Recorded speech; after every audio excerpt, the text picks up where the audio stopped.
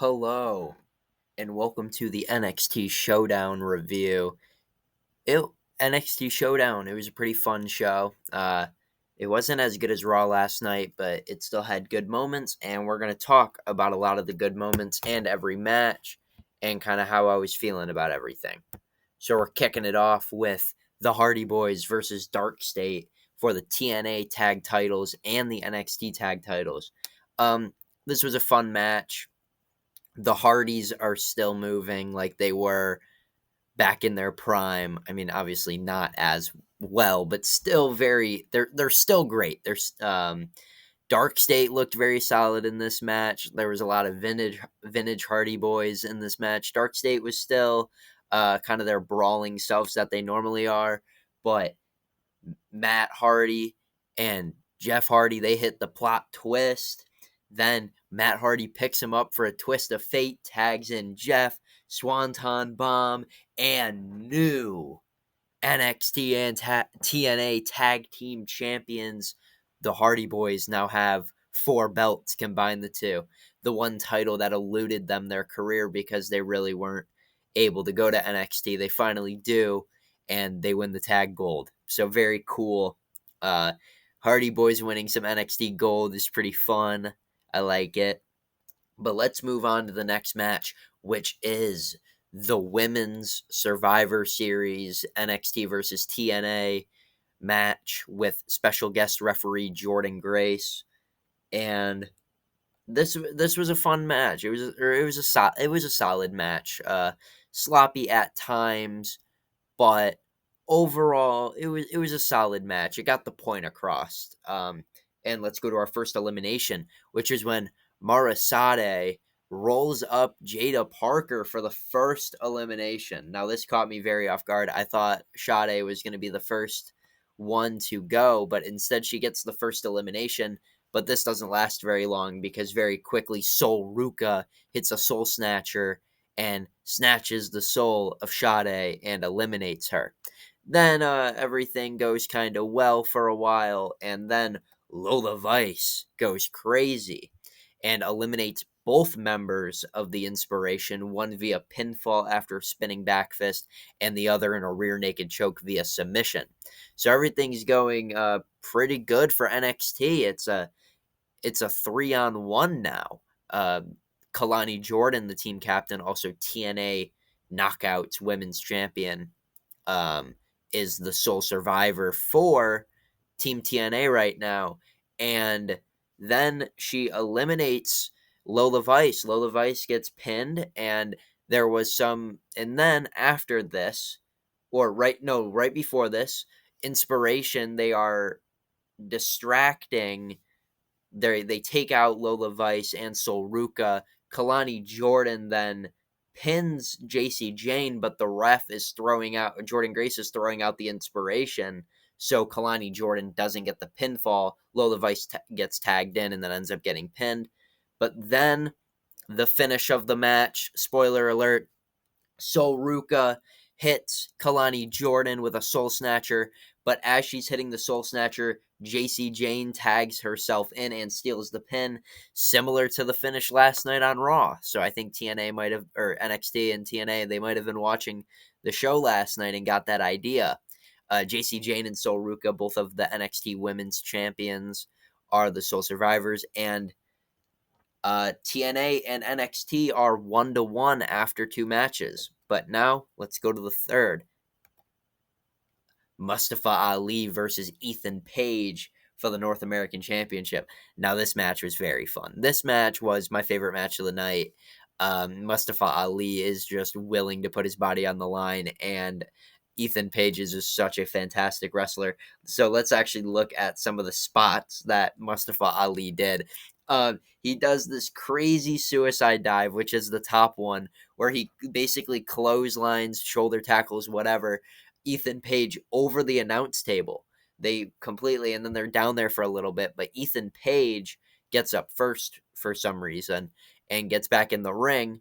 Mustafa Ali then goes to springboard, but I don't know if you can see it in the bottom picture, but his shoe is tied up with Booker T's headset. So Ethan Page tied Mustafa Ali's foot, and he's springboarding, and Ethan Page literally shoves him to the NXT barricade, and Mustafa Ali bangs his head on the thing. They end up going in the ring, twisted grin, 1, 2, 3, and still Ethan Page is your North American champion. This was a very fun match. I would go back and watch this match if you want to watch anything from the show. But let's go backstage. Matt Cardona is talking to Ava Raine at first, saying, "Hey, I know Josh Briggs is going to be mad. I think you should give us a match next week." And then Josh Briggs comes storming in, and Matt Cardona hides behind the door, which is hilarious. That's why you see that jacket right there. So that's very funny. And Josh Briggs is like, "I want Matt Cardona next week," and Ava is like, "Yeah, I think that can make that happen." So next week it will be Josh Briggs versus the always ready Matt Cardona. He finally gets back in WWE, has a match. That's cool. Another backstage segment after the Ethan Page match was El Hijo del Dr. Wagner Jr., which is the AAA Latin America champion. He's basically calling out Ethan Page, but Lexis King interrupts him. And next week on NXT, it will be El Hijo del Dr. Wagner Jr. versus Lexis King. So we get to see some AAA and some TNA next week. So that's pretty fun. Then we go to the main event. Team NXT, led by Captain Ricky Saints and co-captain TNA World Champion Trick Williams versus Team TNA, with special guest referee Joe Hendry. Now, this match had an elimination very quickly. Frankie Kazarian hits a cutter on Miles Bourne and pins him. This elimination happened very quick into the match, caught me very off guard. Kind of makes me wonder why they had Miles Bourne in the match, if they were just going to have him get pinned so quickly. But either way, Miles Bourne, he did this like super cool like jump to the outside, and then Javon Evans did like a similar one. Javon went a little bit further, but that's not important. But Kazarian pins Bourne pretty quickly. And then TNA, they're stacking up the eliminations. TNA X Division champion Leon Slater rolls up Javon Evans. They have a match at Bound for Glory, and Leon Slater pins Javon Evans here after they tagged last week. Joe Hendry's being a very fair referee so far also. So 2 eliminations for TNA. It's a 4-on-2. And then Trick Williams turns on Team NXT. Ricky Saints finally gets to the corner. It's just them two, and Trick jumps down as soon as Ricky Saints was going to get a hot tag.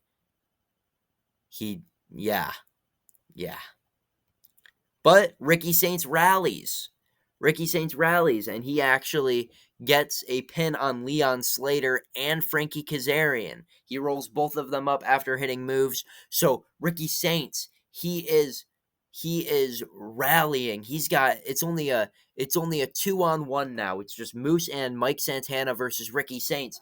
And Moose accidentally spears Mike Santana, but Santana kicks out. And then Moose hits Saints.